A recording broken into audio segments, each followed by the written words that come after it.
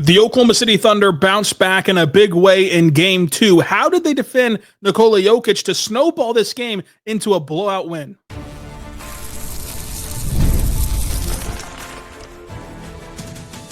You are Locked On Thunder, your daily Oklahoma City Thunder podcast. Part of the Locked On Podcast Network, your team every day. Let's get it going on the Locked On Thunder podcast, on the Locked On Podcast Network, your team every day. I am your host, media member, and beat writer for Thunder on SI, Rylan Stiles. Follow me on Twitter at Rylan_Stiles. Follow the show on Twitter at LOThunderPod. Email the show, LOThunderPod@gmail.com. On today's show, brought to you by Game Time, the OKC Thunder showed great responses against the Denver Nuggets in game number 2. The Thunder frustrated Nikola Jokic, and their superstar played like one. Today's show brought to you by Game Time. Go download the Game Time app, create your account, use code LOCKEDONNBA for $20 off your first purchase. A lot was going wrong for the Thunder coming out of game number 1. You're down 0-1 in a spot that historically teams with the Thunder's rest advantage win that game, but we know what happened in game 1. It did put this young team in the biggest spot they've ever been in. They've never had to play after a deflating loss of this magnitude because they've never suffered a game like that came down to the wire in the playoffs and you lost it late and you feel like you could have it back. The only other resembling game would be game 6 of Dallas last season to end their season. So after questions were brought up all day in the last 2 days about the Thunder's youngsters and do they have enough and are they experienced enough to win and does J-Dub have it? Does Chet have it? Chet mentioned after the game that he knew he was getting ripped on social media, so he stayed off of it. This was a must-win game from OKC, and they answered the call. This was a challenge from their superstar, SGA, after game 1, saying he was excited for game 2 to see what this team is made of, and they're made of the right stuff. Because when you look at game number 2, the Thunder, they were the more physical team. They wanted this game more. Their activity on the glass was night and day, chasing down the long caroms off the rim, putting their nose into the fight down low, even if it cost them a few loose ball fouls and elbows to the face and bumps and bruises, just swarming to every loose ball, hitting the deck up 20 in this game. They didn't do any of that in game 1. In a competitive game, they did none of that. So much so that Jalen Williams post-game talked about how they were just watching. They were just watching. Tonight, they weren't just watching. Tonight, the Oklahoma City Thunder were competing on every play. Now, hear me, they were not winning every play, but they competed every play. And it gave them a shot to win every play. And if you give yourself the chance to win every play, then you do win those plays, you win the game, and it all builds upon itself. And this game snowballed to a degree that a lot of it is garbage time. A lot of it didn't matter, but it had to get to that point. And so whenever you were accumulating that snow to grow this snowball downhill, OKC did everything right. It wasn't just Denver came into this game lethargic. Denver played all their guys through the third quarter. They just couldn't make a dent in what Oklahoma City was doing. They had a much better offensive flow the entire game, generating clean looks from threes, this time making them. They attacked extremely hard off the catch. And think of that. Everyone who had to attack off the catch is all of the non-SGA players, all the players who had question marks about their game entering game 2, but they responded with an aggressive game and they were able to be poised in this spot. And that's on down the roster from number 1 to number 18. That was on down the roster of the poise and mental maturity of this group. I thought was important from game number 2 because it would have been easy for a guy like Chet or J-Dub or Shai to look at the results of game 1 and want to get it all back and want to press and want to do whatever it takes to erase narratives if you're Chet and J-Dub, or just will your team to a win if you're SGA. But what did the Thunder do instead? They just had their 0-0 mentality and they made the right decisions. And they made the right simple reads that bended the Denver defense. And they did that especially well off of SGA. and his scoring gravity, which, if you're keeping track at home, was the very thing that we talked for the last 2 podcasts about them not having that rhythm and flow offensively when Shai was in the game. They did so tonight. And this looked like the team that you saw for the entirety of the regular season and for that Memphis series. But OKC punched first, which is in stark contrast again to game 1, where they got off to a bad start. And to their credit, in game 1, they did get the car back on the road before faltering late, but they didn't just punch first. What was the other adjustment that we highlighted yesterday? You've got to close these quarters strong. OKC did that. To me, the Thunder played on the balls of their feet in this game instead of on their heels. The Thunder got punched first yesterday. In game 1, I should say. They got punched first. The Thunder didn't close quarters strong, and the Thunder played not to lose in game 1. All of that did a 180 in game number 2 as the Thunder registered the highest scoring half of NBA basketball in the postseason, 87 points in that half. The Thunder win the turnover battle after being crushed in game 1, validating that it was all simply effort. It was all simply just not doing the things you were supposed to be doing in a playoff game. Because my whole point of that the last 2 days was, you don't even have to win the rebounding battle, but you can't get crushed. And they didn't tonight. They won the rebounding battle in this game. They won the turnover battle 20-9. So this team, if you're keeping track at home, because we like to point out the things that they don't translate over, it's only fair to point out the things that they do translate over. This has been a historically great team the last 2 years of creating stocks, blocks, and steals, and creating turnovers. And in the Memphis series and in this series, they've been continuing that trend of high turnover games of their opponent.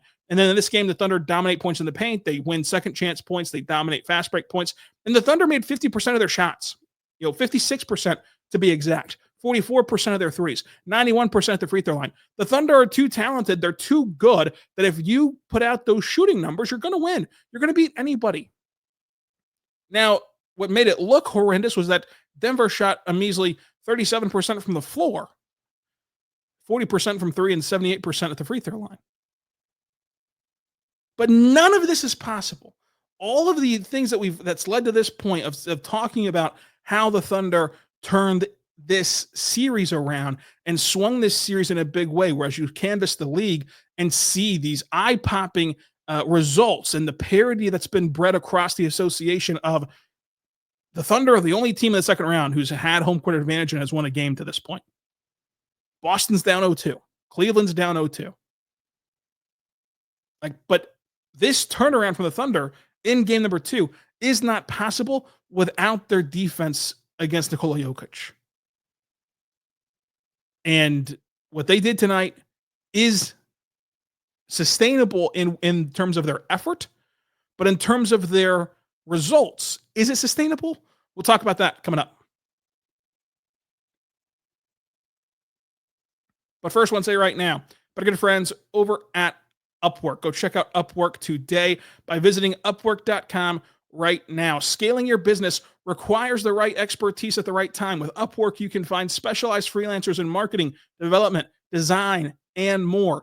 Experts ready to help you take your business to the next level. Upwork gives businesses flexibility by connecting them with top freelance talent across multiple industries, including IT, AI, web design, and marketing. Whether you need extra hands on a project or a long-term partner, Upwork makes hiring simple and affordable. Finding the right talent is there and easy for you at Upwork, but I love the fact that it's cost-effective growth. Instead of hiring out a full-time employee, Upwork helps you find affordable, top-tier freelancers to scale your business effectively. Visit Upwork.com right now. Post your job for free. That's UPWORK.com. Upwork.com to connect with top talent and grow your business today. Also want to say right now, about your friends over at Game Time, folks. Perhaps, you want to take a trip to the old Mile High City and go watch some playoff basketball, because there's nothing like the atmosphere of an NBA playoff game. Every bucket, every defensive stop, every moment feels huge. It's electric in the arena. And with Game Time, you can be part of it without stress of last-minute ticket hunting. Game Time makes it fast and easy to get playoff tickets, even when demand is sky high. Prices on the app actually go down closer to tip-off. As it gets closer to the event, the prices plummet.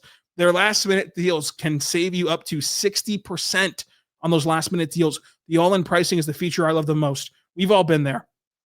The surprise fees at checkout are annoying, but there's no surprise fees at checkout with their all-in pricing at Game Time. So make sure that you go to Game Time, use code LOCKEDONNBA. When you do, $20 off your first purchase. Terms and conditions apply. Again, create your account, redeem code LOCKEDONNBA for $20 off. Download the Game Time app today. What time is it? Game Time. We're back on the Lockdown Thunder podcast on the Lockdown Podcast Network, your teams every day. And we're here talking about the Thunder bounce back win in Game 2 against the Denver Nuggets to knot the series up at 1-1. I've gone through and I've tried to label every single game. The Game 1's a feel-out game. Game 2's a key game.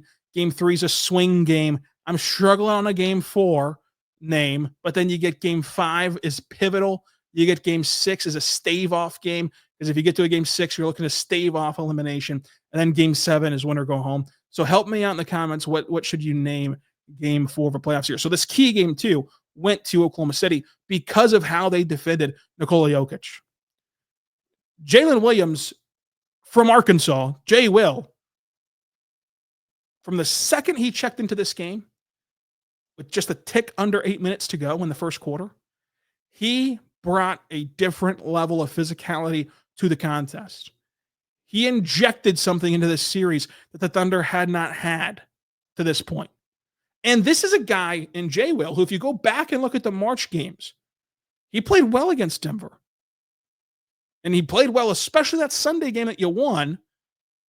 Whenever Chet got into foul trouble, he had to come in and he filled in admirably defensively, and he filled in really well offensively, getting hot from three.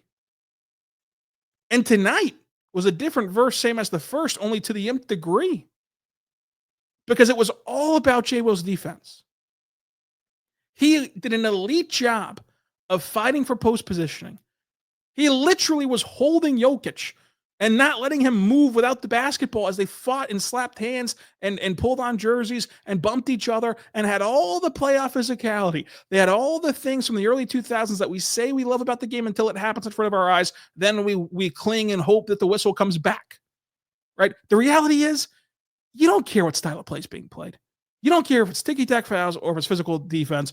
You just want your team to win. And that's the bottom line. But if you are truly into the style of physicality, J. Will brought it tonight. Now, Jokic, over the course of this series, and in Game 1, he was elite, and he's an all-time great. He's the best player in the NBA. Even if J. Will bottled this up and the Thunder bottled this up and executed this game plan perfectly, it's not sustainable to hold him to the lack of production, but it's their best chance to compete. Because what J. Will did to hit first, right? You look at these shot attempts from Jokic. Who's initiating the contact as they're going to bump bodies, and Jokic is trying to bump his defender off a spot, which he goes to in that post back down move all the time. It's J. Will hitting the contact first. You look at even simply the catch point from Nikola Jokic. The Thunder are roughhousing Jokic as the entry pass is coming in, and they're able to make even that a high pressurized situation that led to giveaways, that led to uncomfortability. When they forced Jokic to play in a crowd, he had nowhere to go. All he could see was arms. And this is the best player in the world who was heralded, rightfully so, for his all-time great playmaking. And so pressuring him at the catch point, not letting him roam off the ball a ton and get to his spots in the post where you want him to be, standing up to his physicality whenever he does feel the clean entry pass, which was rare in this game. It was all so frustrating for Nikola Jokic. And you rattled them. Now, look, the scoreboard didn't help, but the scoreboard was that way because of what you did to Jokic. If Jokic was incredible from the word go in this game, then the scoreboard wouldn't have snowballed the way it did. But, I mean, he just quit in this game, Jokic, and for good reason. He should. I don't know why he was out there to begin with at the stage of the game in which he quit, when he climbed on J. Will's back and just gave away his sixth foul to get out of the contest. That was I think, poor move by Adelman. I think that you saw what the Warriors did against Houston. You could have pulled the plug on this if you're Denver in the middle of the third quarter, 6 minutes into the third quarter, and been fine and gotten some rest, however much you think that could have benefited Denver in Game 3. But at least they got the rest of the entire fourth quarter, so it's not actually a bad thing. This game was a blowout for Denver. We'll talk about that coming up. But the Thunder rattled Jokic and frustrated him, and there's no questioning that he was frustrated. So what was the difference? Number one, the difference was the want to be physical, right? Again, we go back to the announcement we made in this first segment. The Thunder in game one, they were playing on their heels. Jokic was being able to be the aggressor because he wanted to be. It has nothing to do with the refs. He was the aggressor because he wanted to be. And when he seeked out that contact, he put you in a position where you had to foul him. And the Thunder got into foul trouble. And that's their fault because they did not respond properly. The Thunder responded in a way that they left themselves vulnerable to foul trouble. In this game, the Thunder dictated the whistle. They punched first, and you can't call every foul. You just can't. And so that's why I think that the effort is sustainable. The Thunder should absolutely play Jokic this way because either they're not going to call a ton of fouls the way that they didn't tonight, and you're going to have success, or they are going to have a ton of foul calls like they did on Monday night, and at least you were the one initiating it because he's going to draw them anyway. Like if you get a crew who's going to be willing to call ticky-tack stuff, Jokic is going to put you in spots where you have to foul him. So he's going to get the call. So is it sustainable? You can't control whether it's sustainable or not is how I would summarize it. What you can control is do exactly what you did tonight, which even if you did exactly what you did tonight and you didn't have the refs interfere with how you were being physical with them, he's still going to have a great game in game 3 because that's the craziest thing about Jokic and why he's the best player in the world. The Thunder did every single thing right tonight. And Jokic still had shots when they left his hand, you thought they should have gone in because he's Jokic, because his release point's so high and he's able to eventually get to where he wants to go, no matter how hard you make it for him. But in game 1, you showed zero resistance. In this game, you showed maximum resistance. And now I do think that Nuggets fans who are complaining about the officiating, I think that that's less so. I don't think that Thunder fans should take offense to that. I think it's more so a indictment of where NBA officiating is, that with the best officials on the planet, right? Only 30 of them or whatever made the cut to be in the playoffs. And the biggest stage that you have in round number 2, you can have 2 games that look nothing alike in terms of the rule book. But give the Thunder credit for setting that tone, which is something that Isaiah Hartenstein and Chet Holmgren and Mark Daigneault talked about during that 9-day layoff before they even knew they were going to play Jokic. They talked about they want to be the one to set the tone. And in a lot of ways, Denver fans crying right now are right. They can't call every foul. That's what the Thunder have built this entire defense on. That's what made game 1 such a polar opposite situation from what we've seen all regular season, is because the Thunder do foul a lot. What is there to take offense to? The Thunder do foul a lot, and they get called for a lot of fouls. But they've built this thing on physicality. And Vic Lombardi, son of Vince, or whoever it was from Altitude Sports that threatened the Thunder with physicality, the Thunder want a physical series. This is their style of play. This is what they do. Have you heard Chris Finch crying after playing the Thunder? Have you heard the laundry list of opposing coaches crying after they played the Thunder?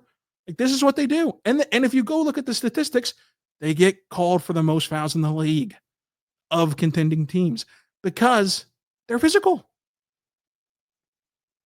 But tonight, another reason why they were allowed to play physically, yes, the refs had a more cautious playoff whistle, which is what we wanted in the sense of the royal we of basketball fans, because Locked On Nuggets talked about it. They were the beneficiary of Monday's whistle, and they talked about how the whistle was too regular season-like on Monday. So credit to Locked On Nuggets. Where I do think that the Thunder can see Game 3 trend would be you have to bring this level of physicality, you have to bring this level of intensity on the road, and you also did a great job tonight, and you have to do it again in Game 2, of not giving away fouls on the offensive end. We talked about the fouls that Isaiah Hartenstein and those guys committed in Game 1, where you're giving away offensive fouls. The Thunder didn't do that tonight. So credit to them for also helping their own selves, keeping themselves out of foul trouble. And speaking of Isaiah Hartenstein, there was multiple incidents where this game got chippy, specifically revolving around Russ, because of course it does. Isaiah Hartenstein got teed up for defending Wiggins after Russ was sad that he took a hard foul to the floor.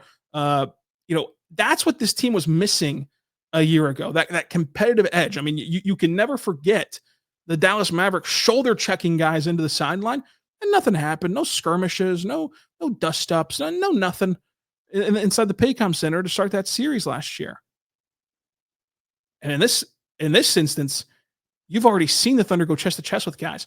I think that there is a different mentality from the Thunder in this season. Is it going to be enough for the remainder of this series? Is it going to be enough for the remainder of this season? We'll talk about all that coming up. But first, one say right now, but good friends over at Open Phone, go check out Open Phone today. If you're running a business, you know that every missed call is money left on the table. Think about it. Think about the last time that you had an urgent need, maybe a plumber or a service provider. If the first person didn't answer, did you wait around? Probably not. You moved on. You found a way to get that service done for you. And so that's why you need Open Phone, because Open Phone is the #1 business phone system built to streamline and scale your customer communications, all from an app on your phone or computer. Open Phone is there for you. I love the fact that they are able to have a shared inbox, which is a game changer. So that way you have an ability to manage your business calls and texts from a singular app. And it is a game changer to let you jump into any conversation instantly without missing a beat. They also have an AI summary of your after-hour calls, and you can answer common questions with that AI, and you can also capture leads so you never miss a potential customer. Go check out Open Phone. It's currently offering my listeners 20% off your first 6 months at openphone.com/LockedOnNBA. That's Openphone, OPENPHONE.com/LockedOnNBA. Open Phone, no missed calls, no miss customers.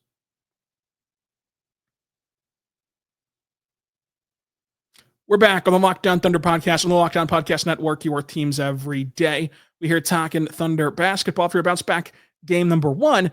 And I thought that SGA, this is what leaders do. This is what #1 options do on a title contending team. And we hinted at it in segment 1. Shai could have easily came into this game and said, I'm the MVP. I'm supposed to be the #1 guy. I'm going to force the issue. I'm going to take over this game. And he did that in the sense of taking over the game, but he did it through the means of sustainability. He did it through the means of successful play for his teammates, of setting up his teammates. Because when you watch this game, yes, he scored 34 points in 3 quarters, and the points are huge and the scoring gravity is great, but he used that to his advantage to continue to make the right reads. And he made the right reads early on, just like he does every game, right? But this game, you could have easily explained it away as, hey, if Shai took the first 5 shots of this game, which would have been a bit abnormal for him, you would have been able to tip your cap and say, well, he's the best player, and the guys fell short a bit in game 1. He's trying to rally around them. But instead, what he did in game 2 was more impressive, that after your teammates start 0 for 10 from 3, and after you guys don't shoot the way you want to, and after your supporting cast doesn't play the way you want to, and after you blow a game like that, he knew that there's no 50-point three-pointer out there for you. There's no knockout punch in the first quarter. All that he could do was control the pace of the game. And I thought he did a great job of that, literally orchestrating the offense. You can see him using his scoring gravity to suck up Denver's defense and make skip passes across the court, and trusting his guys, who I think that it allowed them to obviously get cleaner looks. But I think that early trust from Shai as a playmaker might have helped propel them to bounce back games in their own right. But Shai is just so special. I mean, his ability to have that body control at the rim, where he's contorting his body around defenders and finishing. His handle's gotten so much improved. His passing is so much more improved. But you saw tonight even the leadership aspect of, when Cason Wallace gets an early foul, he goes over and talks to him, and was explaining the game to him of just hey, you can't do that. This is not the spot for that kind of a foul. And he took more ownership, I think, of this game outwardly than you've really seen from him in the past, which is fine. He's a growing player. And I think that his playmaking skills cannot be undersold, because he had 8 assists tonight. But you look at the potential assists. I mean, he had 19 potential assists in game 1. This is the best version of Shai we've ever seen as a passer. And if these guys are really going to come around like this and parlay game 2 into just the new norm in the sense of how they played, not in the sense of into the game scoreboard, then that playmaking becomes even more valuable too. But you could tell that Shai was revved up for this one. He had a couple dunks off 2 feet at the rim, which were insane. You don't really see Shai do things like that. You could tell he's kind of fired up, but it was just so important that he kept making the right basketball decisions in these high stake moments to not play too aggressively. Because you can look across the aisle and see that you can get yourself to a point where you're playing too aggressive. And that's a tough tightrope to walk. But Shai did it perfectly, plus 51 in the box score, plus minus, which is a playoff record. And he did it all in 3 quarters of work. He only missed 2 shots. He took 13 shots and got 34 points, 4 rebounds, 8 assists. I thought Chet Holmgren needs a lot of praise today because he was everywhere defensively. And more so than that, because he had a good defensive game in game 1. More so than that, he fought. He competed. He stuck his body on the line down low for this team. And he was able to get rebounds. Like we mentioned the stat heading into this series of, you take just this season's playoff totals, and he's rebounded the ball way better than he was a year ago. And part of that is, of course, the addition of Isaiah Hartenstein, because he's freeing you up in the paint at the rim, putting bodies on guys to allow you to get those rebounds. But part of it is Chet just understanding what this stage requires, I think. And so Chet being more physical in this game is exactly what he's going to have to do more consistently. But at least he did it tonight, because we mentioned at the end of pod yesterday, this was a game that was going to decide how Chet and J-Dub get talked about. Because if they laid an egg again, there's not a ton of recourse. There's not a ton of pushing and shoving you can do about that narrative. But to have this response tonight, I thought was a big deal for them, especially after the mental side of things. Of like, Chet missed the free throws, late in that game to in some ways lose you the game, but obviously it wasn't all on Chet. And for J-Dub, to have such a great round 1, and then your first test of round 2, where you came up short a year ago after another good round 1, was that performance. That's the kind of stuff that can easily linger and spiral. But to these two guys' credit, they didn't allow that to happen. Chet made his open threes, and he canned his free throws. And that was the bottom line tonight offensively for Chet. Think about this box score had he missed these open threes. It looks completely different, or just missed a couple of free throws. But instead, it's 15 points, 11 rebounds, 2 assists, 2 steals, 2 blocks. And he had a block on Aaron Gordon that I thought was tremendous, plus 24 for Chet Holmgren. J-Dub just played with more offensive force in this game. And that's kind of how he found success. It wasn't anything crazy from J-Dub. It's just more force getting to the rim, and even getting to the rim with constant off-ball movement instead of kind of being laid back a little bit, laid back in the sense of not assertive enough. And he was assertive tonight, demanding the basketball, demanding the moment, and he delivered. He was really good in terms of complimenting Shai, which we talked about that being the thing he needed to improve at the most from game 1. And he had 17 points, 4 boards, 7 assists, 2 blocks on 54% shooting from the floor. It was a plus 23 of work. I think that J-Dub did good tonight. And now it comes down to the consistency of that, the consistency and the ability to apply that to future games, especially on the road. Look, this game clearly got out of hand, and it's hard to make sweeping judgments. To me, this game should not sway your opinion. If you were totally sold on Denver before this series or after game 1, you should keep feeling that way. If you were totally sold on the Thunder before this series, or even still held strong after game 1, you should feel that way, because at the end of the day, it's a series that's tied 1-1. Denver did their job. Now the Thunder have to go do their job and win one on the road and go steal home court advantage back. And for as messy as this box score is, Denver couldn't control how the officials called the game. They couldn't control that the Thunder got to be more aggressive with Jokic. They could have done a better job adapting to it, though. And I think that they'll be more prepared. I don't know why they weren't prepared for the Thunder's physical nature in this game, but they're going to be in game 3, and they're a very physical team too. They're going to be able to throw a counterpunch in that department in game 3, and now the Thunder have to be ready for that counterpunch, and this is why you play a best of 7. It's these chess matches, but more so from a basketball standpoint and not like an intangible physicality thing. Denver did a lot of things tonight that got in their own way that they can go back and review and clean up tomorrow and clean up for game 3. First and foremost, again, we mentioned the rotation rest. I would have liked to see Denver get more rest than just the fourth quarter for a team that's this physically taxed, considering what they've had to go through to start the postseason. But when you look at this Denver team, you should have confidence in they've been through wars before. They know that no matter how bad they feel tonight, and as David Edelman put it, they got punked tonight. That's his words, not mine, but I agree with him. They know it's just 1 point. They know it's just one game. There's no style points in this. Like there's no added bonus for blowing out your opponent. It's 1-1. And they could really benefit from a more calm approach to playmaking. Because if they just make this minor tweak, they can start to swing the advantages of the Thunder's defense in their favor. Because right now, they're trying to beat the Thunder with one decision. And I think that if you start to continue to playmake throughout a possession, when OKC is collapsing on Jokic and he kicks the ball out, that initial kick, I think, needs to lead to a secondary action, because you saw it in the first quarter when the Thunder swarm Jokic and Murray comes cutting in and Jokic sees Murray and fires it to Murray. And Jokic thinks is going to have a wide open layup, and instead the Thunder did a great job of scram switching and getting over to him. But what did Murray do? He was calm. He kicked it out to the corner now. That's another pass. Well, what does that do to the Thunder's defense? You've swarmed on Jokic. Now you've rotated and switched on to Murray to be able to take him away. There's only 5 guys on the court. So now that pass that goes to Gordon, you see Shai is playing 2 Nuggets, one in the corner, one at the slot. And he gets caught in between those two, and he picks the wrong guy, and Aaron Gordon is a wide open 3, and Aaron Gordon nails it. But if Murray just forces the issue at the rim, you never get to see all of that develop.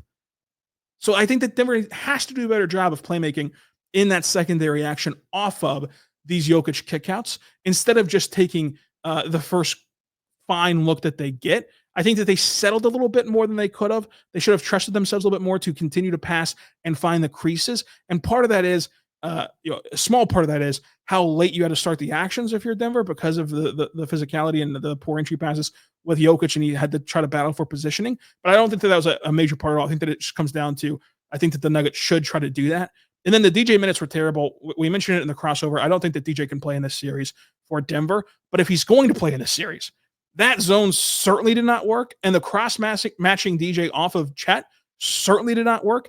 If you feel like rest can deter Chet a little bit on drives off the catch, why not just put DJ on Chet at that point and have Chet on the island? And I get it. Chet in space is awesome. You don't got to tell me twice. But if you feel that Russ and company can deter him from driving and playing off the catch and getting to the rim, why not just let DJ play a step off of Chet? If he catches and shoots for the 3, you trust DJ's length to be able to put a contest up on Chet, one that's good enough to alter a shot. Maybe it won't force a miss, but it'll at least be a contest. And then if you're going to play DJ, you have to trust him a little bit to hold up enough to where back in rotation can come help you at the rim if you get in some ways beat off the dribble by Chet. But the bottom line is you just can't play DJ. You have to just lean small in these minutes whenever Jokic is off the floor.